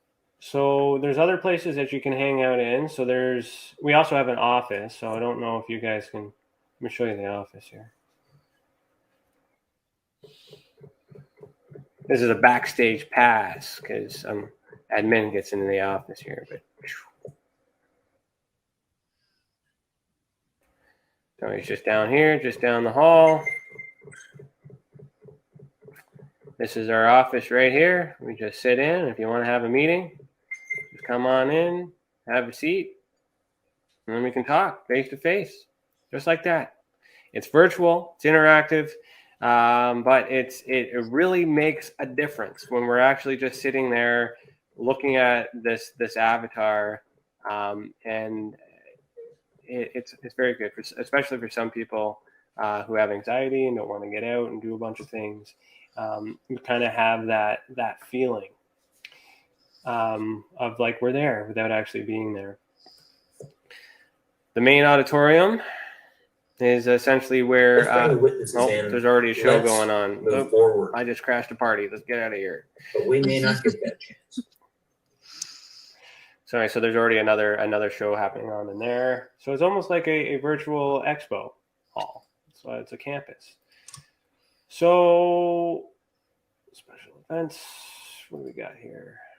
Let's go to the theater. So there is also a theater. Yeah, the art gallery is one of my favorites. I go there almost every time I'm in a world. So I like these kinds of movie theaters when nobody's there. Just sit right in the middle, zoom in. If something's playing, you click the zoom and then you can watch it. So it's like it's like you're there. But then at the same time, you're like, hey, this is boring. I wanna go out and have a conversation. Perfect, no problem. Let's go over here and chat. Right. So it also allows you to communicate in the chat with each other as well, because we can talk and say, yo, what's up? Mm-hmm. And so when we start doing events and stuff, we will be in here. When I complete the training for the academy, it will be inside here. So I will be teaching you guys how to investigate inside here, as well as in person in some places too. But so if let's go to the art gallery, and then I'll show you one of the classrooms. So you like the art gallery, right? Oh yeah, you don't have to go to the art gallery, but yeah, sure. Well, if it works, let's see here. I don't know if you can. Oh yeah, there we go. So here's the art gallery. Yeah, so you've got to walk up to each of the screens there to see the art. All right, tell me when to stop, and then that's who the random person gets free marketing. Tell me when to stop. Right now. I don't know Okay. where you are. I'm It's just I'm glitchy. just going straight. All right, Olaf Rockner. Hello. Oh, I really like Congratulations. Olaf. What does he have? Oh, that's newish. I've Mm-hmm. seen that one. Mm-hmm. Oh, here comes Matt. Is that Matt?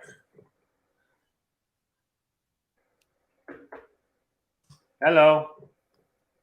Hello. Still live. Just letting you know. Thank you. You're welcome.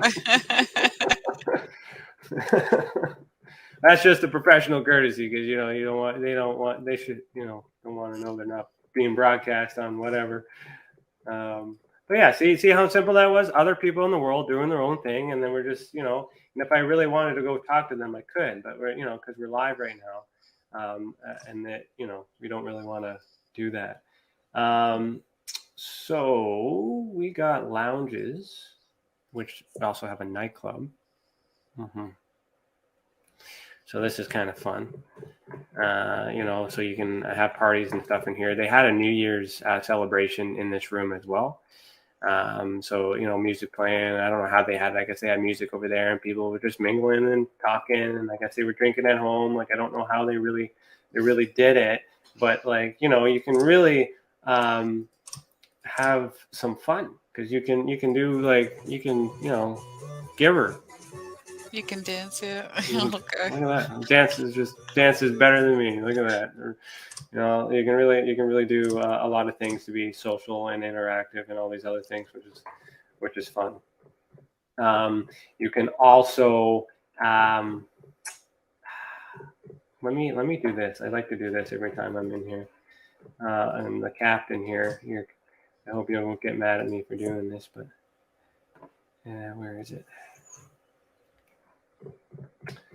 So, is it conference hall? Where are you, sir? Nope, maybe he is. Go to office tower number 2. I think he's in number 2. Yeah, there we go. So this is the observation deck headquarters. So we head in there. Mr. Fancy Pants has a chair to sit on. Oh, I was going to leave another memo because I didn't think you saw my memo, but my memo is still there from last time. So he clearly hasn't been in his office since. But anyway, so you can leave these memos and have fun. It's like here I am having fun doing this, but you could really, for us, we can just be like, hey, you want to meet on observation deck and then talk and have our conversations, and then as we're fiddling, really as we're discussing business and stuff. We really don't use it as often as we should, but we want to get more people on it. It is free right now if you download the software and engage in that. Let me see. Meeting hall rooftop. I think that's new. Yeah, that's new. Oh yeah. That's I don't know. I'm calling this the concert stage. That's cool. I can cheer. Yay. Capoeira. Look at that. Look at my moves. Mad skills, yo.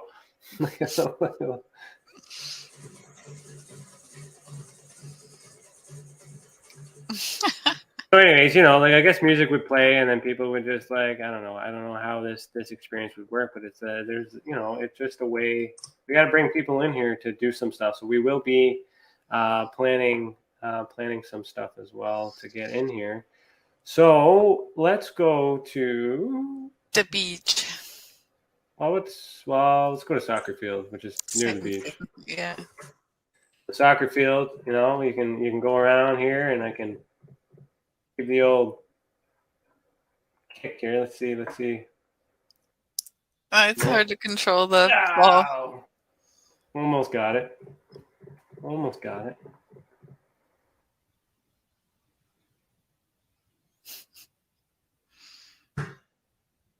There you go. See? Nothing but net. Wrong game. No, that's the wrong game. But anyways, I wonder if I can kick it over here in this office. No. Boundaries. What's over here? Contact cubby. Cool. So you can also lock the doors and things like that too. So it's like, hey, see you later. Can I get? Oh, I did get the ball in here. I might have hacked it. But you know, these little walls too. There's a picture here. But if I wanted to, you know, I could say, you know, here's our website. You know, I can just, you know, I can use it as a screen, right? So to, you know, we're sitting in here on the table having a conversation. I can use it to share whatever I need to share. So there's a lot of things like that. We can play videos. We can do whatever. I can let the people out when I'm done talking to them, you know. So let's go to the beach, which is just down the way there. 1 second here. There's the boat. And then the boat. So it's also kind of cool up, where was it? It's near here, isn't it? The top of the hill where we were going to do EA? Where's that circle? That circle. I like how you can hear the birds. You can hear the water. Everything's good. But as soon as I go in here, quiet. We can sit down, have a conversation, look at these boats that Dave Petrella really wants us to go on. You know, so we're gonna go on those right now. So you can also get on one of these boats and either sit in it or you can. You got to get in the driver's seat. You got to get in the driver's seat. Then you can just cruise around, but you can sit like 3 or 4 people in there and have your conversation while you're fiddling. Okay? So it's like, you know, so next, you know, we're having a chit chat, talking about all these other things. I'm gonna go, you know, I'm gonna kind of go all the way around here,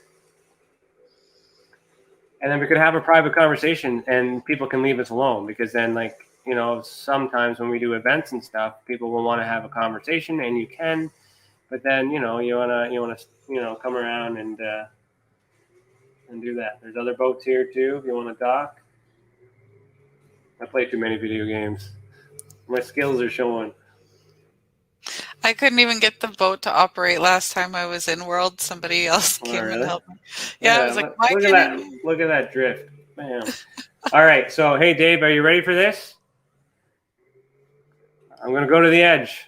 I'm gonna go to the edge. This is for you, man. What do you think's gonna happen? What do you think's gonna happen?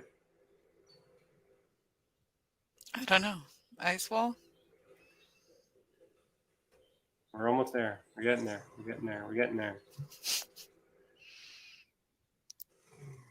I hit the wall, a firmament, because even this world here is flat. This is a dome. This world is a dome. Oh dear. There's a wall. Oh no. Why would they put that in a video game? I don't know. Subliminal? I don't know. I don't know. To keep us from falling off the edge, I guess. I guess. Yeah, I guess. That's the glass dome. Yeah, you see, he's watching. That's it. That's exactly it. It must be. You know, who knows? Who knows? So anyways, that's it. That's the observation deck. That's so I mean, we always want to try and get you guys on there, but we need to do more events inside with these people as well. That's outside of what we're doing. We do know that it is challenging to get in here. And if you're just watching the video while in here and you're watching it on YouTube too, you know, what's the point? Because you can still watch it. But we will be eventually doing exclusive content in here. So you would only be only allowed to see it while being inside, because we need that interaction. You know, we need to, and that allows us to talk privately and keep it not recorded, and still social. So to get the app, just go to the website, click download the app, and then install it, and then you'll get a username and password. And then, like I said, it's free right now. Eventually, there will be a membership. What you also get with that is access to other conferences. So, like, you know, Stephen Bassett, you know, he's done a few things. There's been some other events in the past, so you do have access to certain events and a way to connect to Richard Dolan if Richard Dolan does do an event up there. Lou Elizondo, love him or hate him, you will be able to meet him if he ever does that. Which is what I'm waiting for. I'm waiting for him to go in here, because then I'm going to go right to his booth and be like, "Hey, pal, we got to chat, because you can't stop me there." Unless, so I'm waiting for that one. But so it's very interactive. There's a schedule here that kind of lets everybody know where to be. And so that's the observation deck. And I think that brought us close to the hour. We made it. Yeah, so it's a lot of fun. And we'll be in there Saturday, so for EA. At 2 p.m. Eastern. Yeah, so actually, let's show everybody too. So if you go to the website right now, www.tessacan, happy on the W's, tessacan.org, excuse me, and you click Experience Your Portals, go to Events, Experience Yours Anonymous, or just type tessacan.org/EA. Ouch. Don't stab yourself with a pen. And scroll down here. And you fill out this contact information. But this contact information will give you direct instructions to your email on how to connect if you find it too complicated. We also do it in Zoom on the alternating weekends as well. Yes. But this is free. It's for you to share your experiences. We have had a conversation today about the possibility of having some special events with EA in which I would make myself readily available should somebody want to pop in and share a negative experience that involves some sort of crime or harassment. We were talking about that today. So we're just trying to figure out a way to implement it that it makes sense and that it doesn't imply that something bad is happening. But in light of the recent negativity that we've been seeing on Twitter, just kind of feel like with this safe space for experiencers to share their extraterrestrial and paranormal experiences, without me breaking the own rule where I'm not there, so I'm not doing the investigation, so you guys can feel comfortable, because it's hard for me to have that conversation. It's really hard for me to be a host sometimes, because I'm all like, hey, but I mean, that's a challenge on its own. But then I think we kind of agreed that it might make sense that if someone was there and they wanted to anonymously report some harm or some crime, then Cece could message me, I'll pop in, and then we'll have that conversation anonymously, not recorded, and then get the information so I can take an actual crime report from you. And then that would give us consent to mediate the problem on your behalf without identifying you.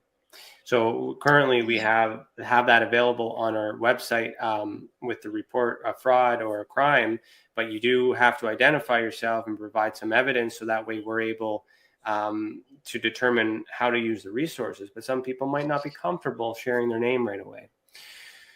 So that's something we're thinking about. If you like that idea, put it in the comments below, send us an email, and maybe we'll make it happen. But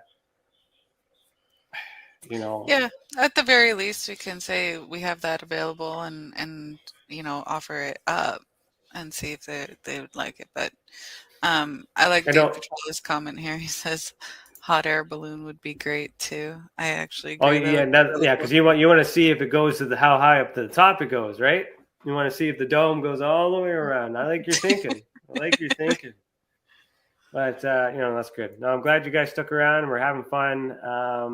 And thank you, Sylvain, if you are watching this part on the replay, because we're doing it, and everyone from the observation deck who I just crashed your meeting on. Sorry about that, but at least we're letting everybody know what's up. And what other news do we have for Tessa? Nothing really. Just the website. We're waiting. Yeah, so just expect changes with the website. That's coming soon, but we'll have updates as it gets near. You know what? I want to end with one of our new little videos. Let me end with that. Remember that little commercial thing? Yeah. Man, let me bring this up. So we're also working on making our commercial breaks a little bit smaller, and more often. So this is our new